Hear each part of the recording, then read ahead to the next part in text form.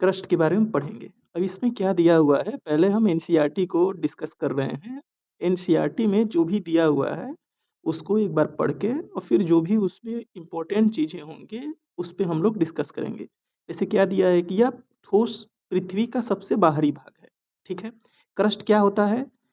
पृथ्वी का, जो भी पृथ्वी हमारी होती है उसकी बाहरी जो परत होती है उसको हम क्रस्ट कहते हैं। ठीक। यह बहुत भंगुर यानी ब्राइटल भाग है। यानी भंगुर ब्राइटल का मतलब कि ये टूटता रहता है, ये बहुत आसानी से टूट जाता है। अब कैसे टूटता है, जैसे हम लोग आगे पढ़ेंगे कि जब इस पे वर्षा आती है, सनलाइट पड़ता है, तो हमारे जो ऊपरी परत होता है वो मिनरल से बना होता है। तो वो जब उसमें एक प्रकार का सिकुड़न और खिंचाव आता है तो वो अपने आप उसमें एक प्रेशर क्रिएट होता है और वो टूटते रहता है। ठीक है, वो हम लोग आगे पढ़ेंगे। जैसे क्या है कि यह बहुत भंगुर भाग है जिसमें जल्दी टूट जाने की प्रवृत्ति पाई जाती है। ठीक है। भूप्रपट्टी की मोटाई महाद्वीपों एवं महासागरों के नीचे अलग अलग है। ठीक है। ये भी इंपॉर्टेंट है कि ये जो महाद्वीप है, ठीक है, अब यहाँ पे क्या है कि ये भूप्रपट्टी की जो मोटाई होती है वो महाद्वीपों में और महासागरों के नीचे अलग अलग है।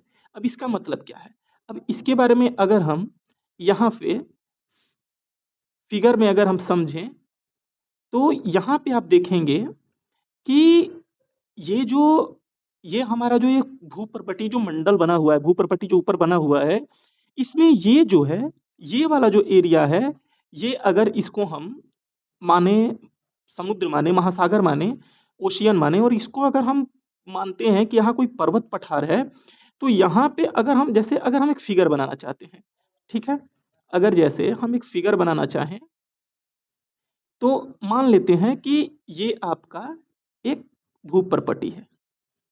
ठीक है। अब इसमें आप देखेंगे तो ये जो एरिया है, ये यहाँ पे पानी भरा होगा। ठीक है।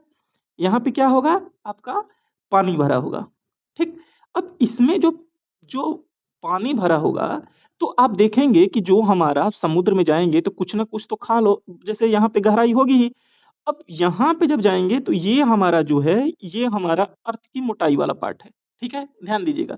ये जो हमारा जो कॉन्टिनेंट है यानी जो महाद्वीप है उसके ऊपर का पार्ट ये है, जहां हम जैसे हम यहाँ रह रहे हैं। अब ये समुद्र में भी अगर हम जाएंगे ओशियन में, महासागर में, तो ये यहाँ पे पानी रहता है। ठीक। ये पानी रहता है तो यहाँ तक जो पार्ट है, जो हमारा अर्थ है, जो हमारा सॉलिड पार्ट है, वो यहीं तक होता है। ठीक। ये पानी से भरा रहता है। तो इसको अगर हम देखें, ध्यान से समझें, तो इसमें कहने का ये मतलब है कि आप अगर देखेंगे तो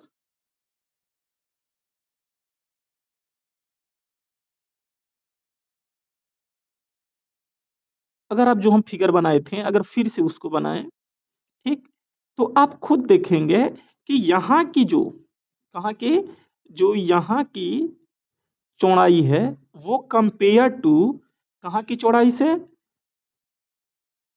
यहाँ की चौड़ाई से कम है। ठीक। तो ये हमारा जो है ये ओशियन पार्ट, ये हमारा क्या है, ओशियन है, और यहाँ कम है, तो वही ये बोल रहा है। अगर हम फिर से यहाँ पे आए अगर, तो आप ध्यान देंगे तो यही ये बोला है कि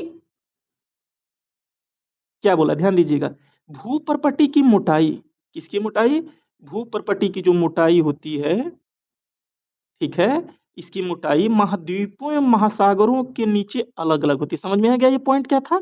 ठीक है, चलिए अब आगे नीचे चलते हैं। यहाँ क्या है, महासागरों में भूप्रपट्टी की मोटाई महाद्वीपों की तुलना में कम होती है। अभी वही बताए हैं कि महाद्वीप की तुलना में जो मोटाई थी वो कम थी, अभी आपको समझाए थे। जैसे अगर हम फिगर ये बनाए थे, यहीं पे अगर हम दिखाएं अगर बना के, तो ये अगर जो हम बनाए थे ये, कि आपका अगर ये महाद्वीप है, ये वाला पार्ट ये महाद्वीप है, और ये अगर महासागर है, तो यहाँ की जो मोटाई है कंपेयर टू महाद्वीप की मोटाई से क्या है, कम है।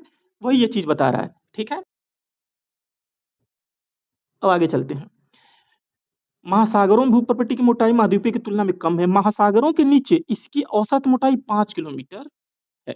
यानी महासागर के नीचे जो मोटाई है उसकी औसत ऊंचाई कितनी है, 5 किलोमीटर है। कितनी है, 5 किलोमीटर। ठीक है। जबकि महाद्वीपों के नीचे यह 30 किलोमीटर तक है।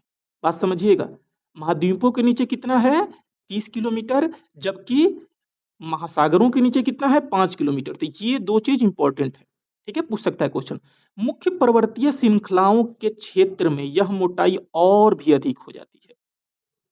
हिमालय पर्वत श्रेणियों के नीचे भूपर्पटी की मोटाई यानी क्रस्ट की मोटाई लगभग 70 किलोमीटर तक है। अब इसका क्या मतलब है? जैसे अगर हम यहाँ पे आए, इसको भी समझने वाली पॉइंट है, ये नहीं है कि बस मतलब कि आगे निकल जाए। नहीं, देखिए, अगर हम यहाँ आते हैं तो ये हमारा, अगर यहाँ देखें तो ये जो हमारा पार्ट है, ये महाद्वीप वाला पार्ट है, ठीक है, ये।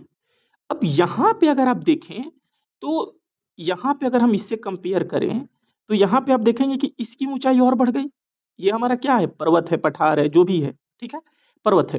तो यहाँ पे पर्वत क्या होता है?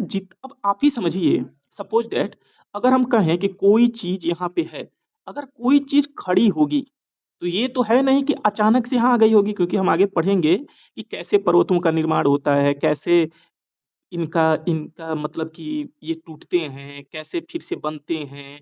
ये इंडोजेनिक होता है, एक एक्सोजेनिक फोर्स होता है। तो इंडोजेनिक के द्वारा हमारा किसी चीज का निर्माण होता है हमारे धरातल पे, और एक्सोजेनिक के द्वारा वो टूटते हैं। जैसे एक्सोजेनिक में हमारा अपरदन, अपक्षय, ये सब आता है, ठीक है। और एंडोजेनिक में हम पढ़ेंगे कि कैसे भूकंप भूकंप के द्वारा, तो कैसे किसके द्वारा